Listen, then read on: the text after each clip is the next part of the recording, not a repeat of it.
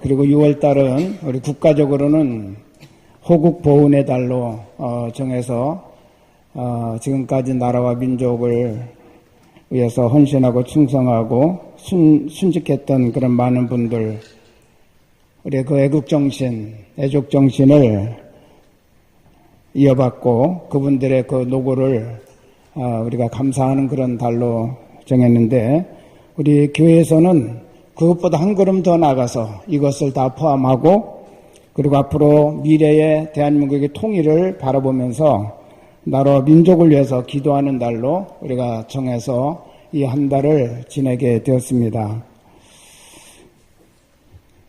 특별히 이 한 달 동안 여러분이 정말 우리 나라와 민족과 통일을 위해서 많은 기도해 주시기를 바랍니다.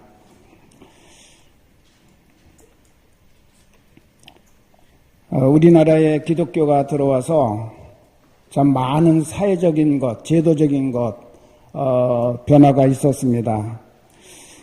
그 중에 우리가 하나 정말 소중하게 바라봐야 될 것 중에 하나가 있는데, 그것은 바로 노동에 대한 가치관을 변화시켜 주었다라고 하는 것입니다. 전통적으로 보면 노동관이 서양이나 동양이나 옛날에는 거의 비슷했던 것 같습니다.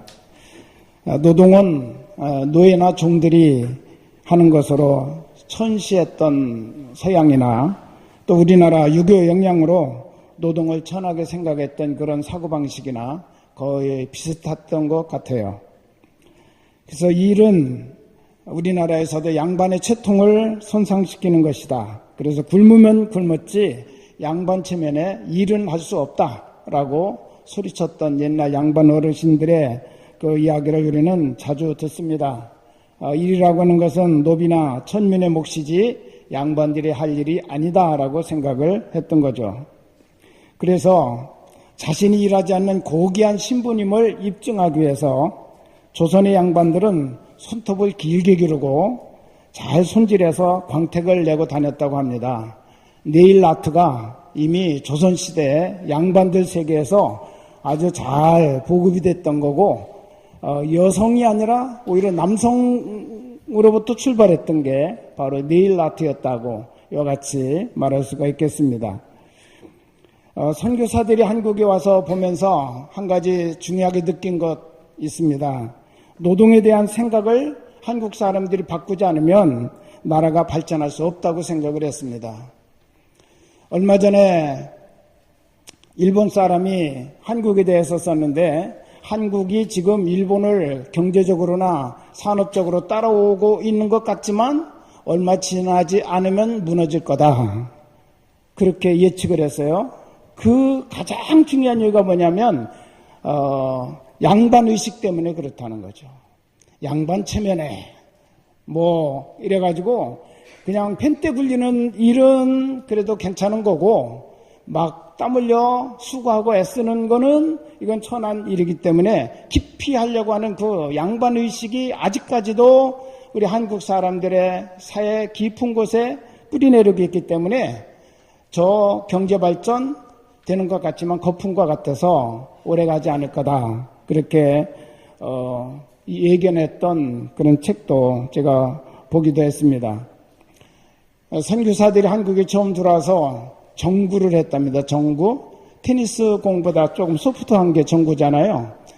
거의 아마 규칙이나 이런 것들은 비슷할 건데, 정구를 하고 있었더니 지나가는 양반이 혀를 끌끌 차면서 이렇게 얘기하더래요. 아니, 그 어려운 일을 아랫사람에게나 시키지 왜 땀을 흘리고 저렇게 애쓰고 있냐고. 그래서 이런 한국 사회를 깊이 경험한 선교사들이 강조한 것이 오늘 말씀 10절에 나오는 말씀, 누구든지 일하기 싫어하거든 먹지도 말게 하라 라고 하는 이 말씀을 강조하면서 한국 사람들의 노동에 대한 가치관을 바꾸는 일에 굉장히 애를 쓴 그런 흔적들을 우리가 보게 됩니다. 복음이 들어가면서 점점 한국 사람들의 사고방식에 변화가 일어나기 시작을 했는데, 우리 기독교 역사 책에 보면 전북 부안에 관동마을이라는 그런 마을이 있고 거기에 신경운이라고 하는 양반이 살고 있었습니다. 이분도 역시 양반의식 때문에 가늘고 긴 손톱을 지니고 그거를 자랑스럽게 가지고 다니면서 살고 있었습니다. 근데 이곳을 순회하던 선교사가 한 분 계셨는데 테이트라고 하는 선교사님이에요. 이분이 다니다가 이분을 만났습니다. 그러면서 예수님을 전했더니 예수는 관심 없고 당신이 가지고 있는 책이나 한 권 나한테 선물로 주셔. 그래서 성경을 하나 선물로 받았어요. 그 심심하니까 그늘에 앉아서 계속 성경을 읽어가다가 이분이 감동을 받았습니다. 그래가지고 이게 기독교가 참 좋은 종교구나. 내가 기독교를 신앙해야 되겠다. 그리고 예수님을 영접하고 이제 믿음 생활을 시작을 했습니다. 몇 년 후 테이트 선교사가 다시 이 마을을 방문했을 때 그의 손톱이 달라졌어요. 손톱을 봤어요. 손톱을 보니까 손톱이 달라져서 손톱이 짧아지고 손가락이 아주 추하게 변해 있는 그의 모습을 보게 되었습니다. 그래서 그동안 어떤 변화가 있었습니까? 라고 물어봤더니 이분이 이렇게 대답했습니다. 내가 성경을 읽다 보니까 성경에 엿새 동안 열심히 일하고 일이 되는 날은 안식일로 지키라 라고는 그 말씀을 읽으면서 그리스도인은 빈둥대서는 안 되는구나. 그리스도인은 어디에서든지 무슨 일을 만나든지 열심히 성실하게 일해야 되는구나 라는 사실을 깨달았다는 거예요. 그래서 그가 양반 노릇을 청산을 하고 충성된 청지기로서 자기가 손수 그동안 일꾼들에게 맡기고 했던 그 모든 모습들에게 맡겼던 일들을 자기가 같이 팔 걷어붙이고 같이 일하기 시작을 했다. 그래서 손톱이 다 이제는 긴 손톱 가지고는 일을 못하고 반짝반짝 광택을 내니까 아까워서 일에 손대기 어려운데 그거 다 없애버렸다고. 그 몇 년 동안에 손이 많이 일그러져 버렸습니다. 이렇게 우리 한국 사회 안에서도 서서히 복음이 전파되면서 성경의 가르침대로 그들의 삶을 살기로 작정하고 변화되어 나가는 그런 사람들이 많이 있었다고 하는 사실입니다. 그렇지만 아직까지도 우리 사회는 또 다른 그런 일에 대한 어떤 구분을 많이 가지고 있는 것을 보게 됩니다. 그래서 사디에 해당되는 그런 것들은 우리가 손대기 싫어하고 동남아 속에 있는 그런 사람들에게 일을 맡겨놓고 우리는 좀 더 고급스러운 일이나 하려고 하고 청년 실업이 10%가 넘어가고 있다고 하는데 실상은 중소기업이나 이런 데서는 일자리가 일손이 부족해가지고 지금 공장이 가동되지 못하는 그런 경우들도 많이 있다는 거예요. 이게 굉장히 모순된 그런 일인데 제일 중요한 것은 우리의 어떤 노동의식과 노동가치관의 문제 때문에 일어나는 경우도 많이 있습니다. 내가 많이 배웠는데 내가 어떻게 그런 일을 할 수 있느냐. 이런 것 때문에 우리가 선뜻 손대지 못하고 뛰어들지 못하는 일도 많이 있다라는 것입니다. 우리가 성경으로 돌아가 봅시다. 에덴 동산에 우리 하나님이 처음으로 인간을 살게 하셨습니다. 에덴 동산은 파라다이스입니다. 모든 조건을 다 갖추어 놓고 우리 하나님께서 행복하게 살아가도록 주신 선물이죠. 그러면 아담과 하와는 그 에덴 동산에서 일도 안 하고 놀고 먹기만 했을까요? 성경은 절대로 그렇게 말하고 있지 않습니다. 창세기 2장 15절 보면 여호와 하나님이 그 사람을 이끌어 에덴 동산에 두어 그것을 경작하며 지키게 하시고 이렇게 말씀하셨어요. 여러분 경작한다라고 하는 말은 농사짓게 하셨다는 거예요. 손발 놀려서 그 땅을 일구게 하셨다는 거죠. 파라다이스인데 일하지 않고도 모든 걸 다 그들이 생활할 수 있도록 조건이 갖춰져 있을 텐데도 불구하고 하나님은 첫사람 아담과 하와에게 경작하게 하셨다는 거죠. 그리고 그 땅을 지키게 하셨다. 여기 지키게 하셨다라고 하는 말은 잘 돌보게 하셨다는 거죠. 원 상태가 깨지지 않도록 이와 같이 돌보게 하셨다. 여러분, 노동은 하나님의 명령이기 때문에 신성한 것입니다. 이것이 바로 성경의 가르침입니다.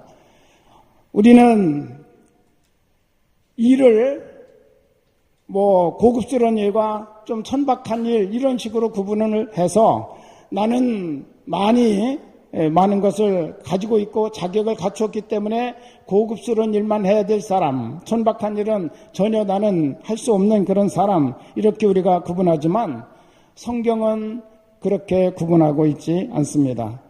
노동은 아담과 하와의 죄로 인한 저주로 시작된 것이 아닙니다. 하나님의 명령으로 시작된 거예요. 많은 사람들이 성경의 노동을 죄값으로 생각해서 땀 흘리고 수고하고 애쓰는 것, 이런 것들은 전부 죄값으로 인연한 것처럼 그렇게 생각을 하고 기피하는 경우들도 많이 있지만, 여러분, 죄가 세상에 들어오기 전에 에덴 동산이라고는 완전한 곳에서도 하나님은 우리의 유익을 위해서 일하고 경작하고 지키라고 이와 같이 말씀하셨다는 사실을 우리는 기억해야 됩니다. 인간이 다른 동물과 다른 것은 노동하는 동물이라는 것입니다. 오늘 성경은 노동의 가치에 대해서 몇 가지 말씀하셨습니다.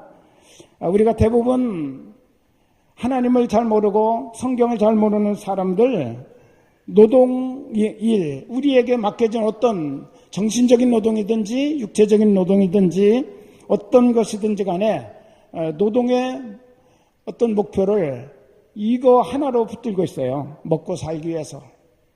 먹고 살기 위해서 내가 일해야 되고, 먹고 살기 위해서 직장 생활해야 되고, 먹고 살기 위해서 내가 사업을 해야 되고, 이거는 가장 낮은 단계의 노동의 가치입니다. 물론 이것이 기본적으로 깔려야 되겠죠. 그런데 오늘 성경을 보면 두 번째 우리에게 말씀하고 계신 부분이 있습니다. 남에게 누를 끼치지 않기 위해서 노동을 한다라고 그렇게 말씀하고 있습니다. 8절에 있는 말씀 보면 너희 아무에게도 누구에게서든지 음식을 값없이 먹지 않고 오직 수고하고 애써 주야로 일함은 너희 아무에게도 폐를 끼치지 아니하려 함이니. 사도 바울이 일한 중요한 것은 남에게 폐를 끼치지 않고 다른 사람에게 어떤 짐을 지우지 않기 위해서 나는 내 일을 한다라고 그렇게 말하고 있습니다. 세 번째는 9절에 있는 말씀 보면 우리에게 권리가 없는 것이 아니요 오직 스스로 너에게 본을 보여 우리를 본받게 하려 함이니라. 우리 그리스도인들은 성실하게 일하는 그런 존재가 바로 하나님이 세우신 그런 사람이다라는 것을 보여주기 위해서 이와 같이 성실하게 일해야 된다라고 말씀하십니다. 조금 더 나가면 성실히 일함으로 탐욕의 악한 유혹을 이길 수 있다고 하는 것입니다. 내가 일하기 때문에 일한 값의 보상을 받고 또 내가 그것을 통해서 행복을 창조하고 내 인생을 살아가기 때문에 수고하지 않고도 무언가 얻으려고 하는 탐욕의 악한 유혹을 받지 않게 된다는 거예요. 수많은 사람들이 바로 그런 유혹에 빠지는 경우들이 있습니다. 한 단계 더 높은 노동의 가치는 이런 것입니다. 자아실현입니다. 나를 만들어 나가고 싶어하고 내 삶의 의미를 찾고 싶어하는 그런 사람들이 일을 하는 거죠. 그래서 그 일을 통해서 자기 인생 행복을 실현해 나가고 또 자기가 추구해 보려고 했던 그런 자기 모습을 만들어 나가는 그런 사람들이 바로 일하는 사람이다라고 성경은 가르치고 있습니다. 마지막으로는 바로 그 일을 통해서 하나님 나라를 건설하고 하나님께 영광 돌리는 것입니다. 오늘 데살로니가 교회에 사도 바울이 편지를 통해서 지적한 그런 지적이 있죠. 11절에 보세요. 11절에 보면 우리가 들은 적 너희 가운데 게으르게 행하여 도무지 일하지 아니하고 일을 만들기만 하는 자들이 있다 하니, 일은 안 하고 일만 만드는 사람들, 그런 사람들이 이 교회 안에 있었다는 거예요. 여러분, 이것은 뭐냐? 종말론자들입니다. 주님이 금방 재림하실 거라고 그렇게 말하면서 주님이 재림하시는데 무슨 일을 할 필요가 있느냐. 그 일하는 거 쓸데없다. 재림 기다리자 말이죠. 조용히 앉아서 기도하면서 주님의 재림을 기다려야 되지 무슨 일하고 있냐. 그러면서 자기만 아니라 다른 사람들까지도 일하지 못하도록 이와 같이 유혹해서 일만 만드는 그런 사람들이 있었다고 하는 것입니다. 여러분, 주님은 말씀하셨습니다. 인자가 올 때에 두 사람이 쟁기질하다가 하나는 데려감을 당하고 하나는 버려둠을 당할 것이고, 두 여인이 맷돌질하다가 하나는 데려감을 당하고 하나는 버려둠을 당할 것이다. 여러분, 이게 무슨 말씀이에요? 주님이 오실 때에도 여전히 주님께서는 일하는 현장에서 하나님의 일하는 사람들, 하나님의 사람들을 데려가시겠다는 거죠. 바로 우리들의 마지막 순간까지 맡겨진 일에 대해서 최선을 다하라고 하시는 그런 말씀입니다. 우리 하나님께서도 부지런히 일하셔서 6일 동안 천지 만물을 창조해 주셨습니다. 예수님이 말씀하시기를 아버지께서 일하시니 나도 일한다 라고 하시면서 30세 될 때까지는 육신의 아버지로부터 물려받은 목수 일을 열심히 해가지고 가정을 돕고 가정을 돌보고 장자로서 그 가정을 책임졌던 것을 우리에게 보여주고 있습니다. 30세부터 33세까지는 이제 하나님의 부름을 받고 이제 하나님 나라를 위해서 죽도록 충성하신 우리 주님의 모습을 우리가 보게 됩니다. 출애굽기에 보면 우리 하나님이 친히 이스라엘 백성에게 양식을 내려준 때가 있습니다. 40년 동안 하늘문을 열고 매일 아침마다 새벽에 만나를 내려주셨는데 그 만나를 그들 집집마다 봉지에 싸가지고 내려주신 것이 아니라 들에다가 내려주셨어요. 들에다가. 그리고 해가 떠서 햇빛이 비치면 다 사라져버리도록 했어요. 여러분, 그 말은 무슨 말일까요? 아침 일찍 일어나서 들에 나가서 너희들이 수고하고 거두어 들여서 너희 먹을 것을 준비하라는 거죠. 하나님이 아무리 양식을 주신다고 해도 우리가 수고해야 될 부분에 대해서는 하나님은 절대로 그냥 넘어가지 아니하시고 애쓰고 수고해서 너희들의 삶을 살아가도록 이와 같이 명령하고 계심을 우리에게 보여주고 계신 것입니다. 가장 중요한 것은 우리가 하는 일이 지금까지는 고급스러운 일, 저급한 일, 이런 식으로 해서 우리가 일을 구분했는데, 믿음의 사람들에게 있어서는 그 어떤 구분보다도 중요한 구분이 하나 있어요. 그것은 뭐냐? 거룩한 일이냐, 속된 일이냐라는 것입니다. 1517년 마르틴 루터가 종교개혁을 일으키기 전까지는 모든 일을 장소를 통해서 구분했어요. 거룩한 일과 속된 일이 장소에 의해서 구분됐어요. 그래서 교회 안에서 하는 일은 거룩한 일이고 교회 밖에서 하는 일은 속된 일이고 이렇게 장소에 의해서 거룩한 일과 속된 일이 구분이 됐는데 마르틴 루터가 조용히 성경을 보다 보니까 절대로 그건 아니라는 것을 알게 되었습니다. 그래서 루터가 그때부터 일에 대한 분명한 가르침을 주셨는데 우리 그리스도인들은 죄 짓는 일이 아니라면 무슨 일에서든지 하나님이 나를 이 일을 하도록 불러주셨다고는 소명의식을 가지고 일해야 된다. 그리고 소명의식으로 내가 이 자리에 부름받았다면 이제 그때부터는 하나님의 영광을 나타내려고는 사명감을 가지고 일해야 된다. 그래서 소명의식과 사명감이 이 일이 귀하냐 천하냐 거룩하냐 속되냐를 구분하는 가장 중요한 구분점이 되도록 해 주었습니다. 할렐루야. 지금까지는 교회 안에서 일할 때만 그건 거룩한 일을 하는 거예요. 그리고 밖의 일은 어떤 것이든지 다 속된 일이었어요. 그런데 루터가 이것을 완전히 노동의 가치관을 바꿔놨습니다. 성경에 입각해서. 정말 내가 그 일, 학교에서 일하든지 또는 노동의 현장에서 일하든지 또는 사무실에서 일하든지 그게 중요한 것이 아니고 내가 이 자리에 하나님이 너를 쓰시고 싶어서 이 일을 통해서 하나님이 하나님 나라를 세우고 하나님의 영광을 나타내고 싶어서 너를 이 자리에 부르셨다라고는 소명의식이 있느냐라고 묻습니다. 그리고 너는 정말 하나님의 부름을 받았다고는 그 생각 때문에, 하나님이 나를 여기에 세워주셨다고는 그것 때문에 이제는 내가 무슨 일을 하더라도 이곳에서 하나님의 영광을 드러내고 하나님을 예배하는 자로서 해야 되겠다라고는 사명감을 가지고 일하느냐라고는 그것이 가장 중요하다는 거예요. 할렐루야. 여러분, 여러분의 삶의 현장을 하나님이 여러분을 그곳으로 불러주셨다고는 믿음을 갖고 있습니까? 그것이 가정에서 가사 일을 하든지, 또는 사무실에서 어떤 사무직을 하든지, 공장에서 기계를 돌리든지, 땀 흘려서 무슨 물건을 움직이든지, 어떤 것이든지 상관이 없어요.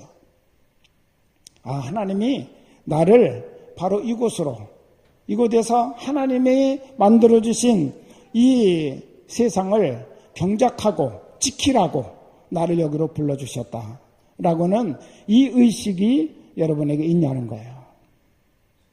여러분 물어보십시오. 내가 그렇게 해서 이 자리에 서 있는지. 그리고 또 한 가지는, 만약에 그렇다면 나는 사명감을 가지고 일해야 돼요. 무슨 사명감이에요? 이 자리에서 이 일을 통해서 난 하나님께 영광을 돌려드려야 된다. 여러분이 하는 이 일을 통해서 어떻게 하나님께 영광을 돌릴까 물어보시고 여러분이 직접 그 질문에 대한 답을 찾아 나가셔야 됩니다. 그럴 때 우리는 내 일자리에서 하나님의 나라를 세우는 역사가 일어나게 될 줄로 믿습니다. 나는 거룩한 성직을 감당하는 거예요. 할렐루야. 여러분, 이곳에서 성직자로 부름받아서 목사와 전도사로 세움받아서 여기에서 말씀을 가르치고 또한 예배를 인도하는 이것이 성직이 아니라 우리 모든 성도들이 다 하나님의 일을 감당하고 있다라고는 의식을 가지면 그것이 성직이에요. 거룩한 직업이라는 거예요. 여러분은 다 성직에 임하는 성도가 되시기를 주의 이름으로 축원합니다. 그래서 우리 하나님께서 여러분을 보시면서 과연 네가 서 있는 그곳에서, 네가 땀 흘려 일하는 그곳에서 내가 기뻐하는 하나님의 나라를 세우고 있구나. 우리가 바로 그 일자리를 내가 너에게 축복으로 주겠다. 그래서 우리를 통해서 그 일터가 축복을 받아야 됩니다. 그 일터가 잘 돼야 됩니다. 그래서 여러분이 몸담고 있는 그 일자리를 위해서 늘 기도해야 돼요. 아침에 가서 오늘 하루 나에게 이런 좋은 직장을 허락해 주셔서 일하게 하시니 감사합니다. 오늘도 내가 사명감을 가지고 이곳에서 내 책임을 성실하게 감당하여 다른 사람에게도 이익을 줄 뿐만 아니라 하나님께도 영광을 돌리게 하여 주옵소서. 그래, 믿는 사람은 뭔가 달라 라고 말을 들을 수 있어야 된다는 거죠. 그게 바로 하나님 나라를 세워나가는 거룩한 일인 것을 여러분 믿으시기를 바랍니다. 우리의 무슨 일을 하느냐가 중요한 것이 아니고 어떤 곳에서 일하느냐가 중요한 것이 아니라 우리는 과연 하나님의 사람의 의식을 가지고 내가 그 일에 임하고 있느냐, 하나님의 영광을 위해서 나를 이 자리에 세워주셨으니까 내가 그 사명과 책임을 감당해야 되겠다라고는 사명감을 가지고 일하느냐, 이것이 하나님의 사람들, 그리스도인들이 삶에 대한 태도, 일하는 태도의 가장 중요한 기준점이라는 사실을 여러분 믿으시기를 바랍니다. 여러분에게 주어진 일들 하나하나를 감사하면서 감당하시기를 바랍니다. 기도하며 감당하시기를 바랍니다. 거기가 바로 우리의 선교의 현장이 되어서 어찌하든지 내 삶을 통해서 내가 복음을 입으로 전하든지 삶으로 그리스도인의 아름다운 모습을 그들에게 드러내서 감동을 주든지 어떤 방법을 통해서든지 과연 우리를 통해서 그들이 하나님을 보게 되고 예수님을 만나게 될 수 있다면 그것이 바로 거룩한 일터이고 하나님 나라를 세워나가는 작업이라는 거예요. 오늘 또 여러분에게 이런 놀라운 일가 임하는 복된 삶이 우리에게 일어날 수 있기를 우리 주님의 이름으로 축원합니다. 그래서 우리 아브라함을 통해서 우리 하나님이 말씀하셨습니다. 너와 네 자손을 통해서 모든 민족이 다 복을 받게 하겠다. 바로 우리를 축복의 통로로 쓰시겠다고 하시는 하나님의 계획이십니다. 우리가 일에 대한 분명한 태도를, 이 신앙의 태도를 갖지 않으면 절대로 그 일을 감당할 수가 없습니다. 교회 안에서 우리가 예배 드린다고 해서 세상 가운데 하나님의 복이 흘러갈 수 없습니다. 교회 안에서 예배 드리는 것은 바로 우리가 복 있는 자로서 삶을 살아가기 위해서 무장하고 준비하고 여기에서 우리가 다시 한번 마음을 다지는 거고요. 실제적으로 그 일을 실행하는 것, 그 열매를 맺어나가는 것은 내 일터라는 거예요. 그래서 여러분의 일터가 과연 주님과 함께하는 행복한 일터가 되시기를 주의 이름으로 축원합니다. 우리 한번 표현을 다시 한번 하시겠습니다. 행복한 성도, 행복한 일터, 행복한 교회. 기도하시겠습니다.